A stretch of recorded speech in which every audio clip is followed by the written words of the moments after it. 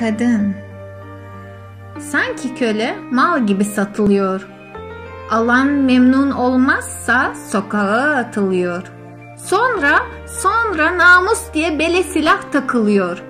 Unutmayın biz hem ana hem bacı hem yarız. Köyde tarla ondan, sofa ondan, aş ondan. Kentte çalışsa da evdeki bütün iş ondan. Köylü, kentli fark etmiyor. Kadının sözü en sondan. Unutmayın biz hem ana hem bacı hem yar. Dövülüyor, kovuluyor, ne yapsın? Koca istiyor, hep kendisinden önce kalksın.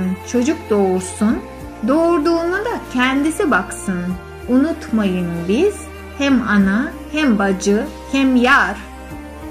Tabiatın bile adına toprak ana deniliyor. Başarılı erkeğin yanında kadın var biliniyor. Kadınlar güçlü ama haklar hep yeniliyor. Unutmayın biz hem ana hem bacı hem yar.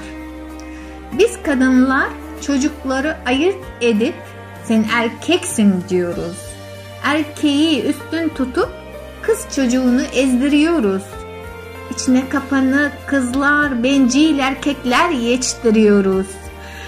Mukaddes diyor ki, arkadaşlar unutmayın biz hem ana hem bacı hem yarız.